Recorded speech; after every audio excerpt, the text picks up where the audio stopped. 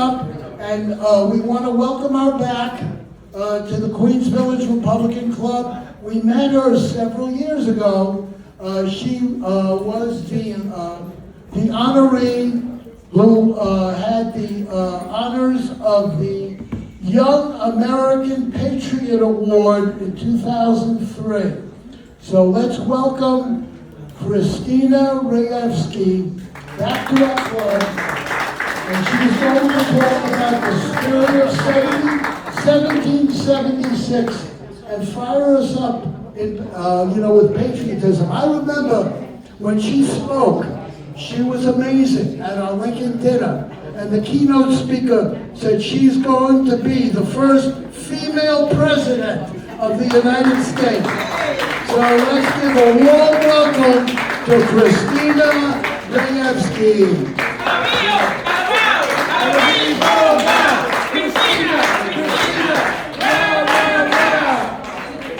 Wow, thank you so much, everyone.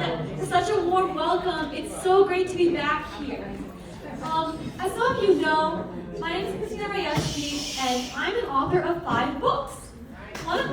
Thank you. One of my books is a historical fiction novel, and it's about the cult of spy ring.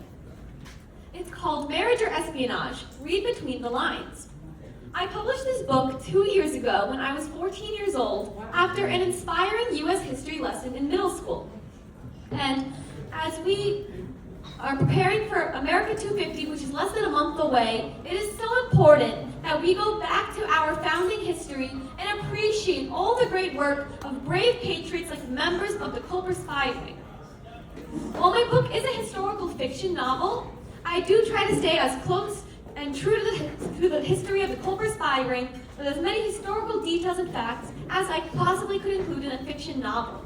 And now, I'm more than happy to present to all of you the story, the amazing story of the Culper Spy Ring as we prepare for America 250. The Culper Spy Ring was started in October of 1778 by our fearless leader, George Washington. He did the unthinkable. He created our first successful spy ring. And this was important because before we had individual spies, and some of them were getting caught because they stuck out. They weren't part of the normal neighborhood. They were not regulars. And so that was suspicious. What Washington did was he created a group out of members of the local community. People knew their names. People knew their faces. No one ever thought they would be spies. It's my neighbor down the street. How could he be a spy? And the reason Washington did this was because he needed to collect intelligence in the New York City area. Early on in the War for American Independence, the British had captured our very own New York City, and Washington throughout the war wanted to get it back. So he founded the Culper Spy Ring. The Culper Spy Ring had a very interesting and intricate method of working. They collected intelligence in New York City, which was then taken on horseback through a courier to Long Island. Then it was rowed across the Long Island Sound to Connecticut, and then again on horseback brought to Washington's headquarters in New Jersey. So it was a tri-state operation. Pretty big one, too. Interestingly enough, there's a reason why it's named the Culper Spy Ring. Actually, George Washington named it after Culpeper County in Virginia, where he used to work when he was a young boy. The Culper Spy Ring was able to accomplish many things that were vital to our fight for independence. But one of the most interesting and comical examples of things that they accomplished was in their plan to divert the British from attacking our ally. In July of 1780, the French were set to arrive in Rhode Island as backup, as reinforcements. Benjamin Franklin was our chief diplomat over in France, and he had finally, after years of negotiations and diplomacy, convinced the French to join our team as our official ally. And that was crucial, because the Americans did not have a navy like the British did, but the French did have quite a strong navy. So we needed their reinforcements, we needed their troops, we needed their navy. But then, when they were set to arrive in Rhode Island in 1780, the British found out. And that created a massive problem. The British had a plan. They were going to ambush the incoming French fleet. And then the Culper Spy Ring got out about this. So they informed George Washington. And George Washington could not let this stand. How could we allow our own allies to be ambushed before they even set foot in what would become America? Unacceptable. He came up with a plan. He was going to create fake battle plans, and he was going to use his spies to spread this misinformation. Now, the British genuinely believed that George Washington and his army was planning to attack New York City, which they were going to do anything to defend. And so the ships that were meant to go all the way to Rhode Island had to turn around and come back to New York, thinking they were going to wait for Washington to come and attack. And they sat, and they waited, and they waited, and the attack never happened. It was all made up by Washington to keep our French ally safe from ambush. And then, there's more. The Culper spy ring's fascinating. It's a very little known gem, but it's actually quite interesting. They had a lot of safeguards. They had invisible ink, which was crucial to keep their secrets safe, and they only operated on a need-to-know basis, to the point that even George Washington did not know the identities of his own spies. Even when the war finished, he still did not know them, because the spies did not seek recognition, they didn't seek fame, they didn't seek glory, or all the celebration for what they had done. They didn't even seek much payment. The very minimal payment that they asked as reimbursement for their expenses was minimal. All they wanted was for America to be free.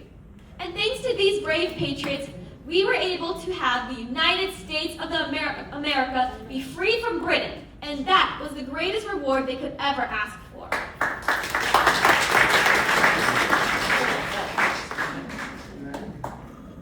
In fact, the Culper spy ring was so secretive that we only really discovered information about them in the 1930s when a Long Island historian was able to connect letters he had discovered in a trunk to letters of known authorship and was able to connect those handwritings and figure out the members of the Culper spy ring. And now, in the present day, we have a historical society called the Three Village Historical Society, which hosts an annual Culper Spy Day to try to educate the people about this crucial part of our history. And at this event, that's annually in the fall, you can learn more about colonial life, about the Culper spy ring, visit the museum, and also visit me as a featured guest author every year. And now, as we approach America 250, it is so important to honor our past and realize all the tremendous people and all the work they had to do to get us to where we are today. The Culper spy ring was an instrumental piece in the puzzle of our American independence story. Now, 250 years later, we celebrate the birthday of the greatest country in the world, the United States of America.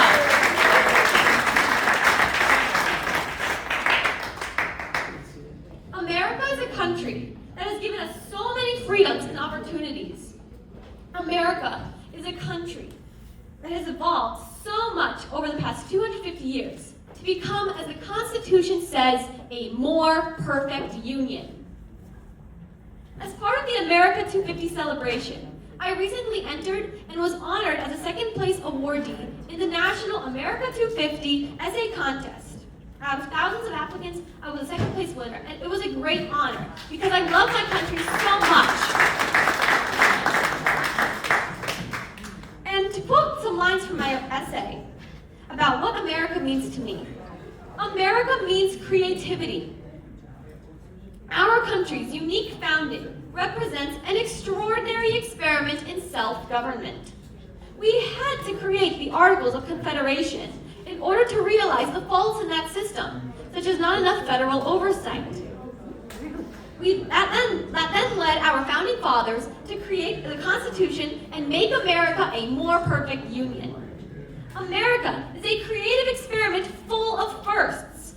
We were the first nation to have a written constitution that established a representative republic, and the first to implement a large-scale separation of powers between the executive, legislative, and judicial branches, with formal checks and balances on one another. America is a creative experiment that has worked for 250 years against all odds, despite the Great Depression, the two world wars, 9/11, and countless other events that our country still has faced and continues to face today, America stands strong.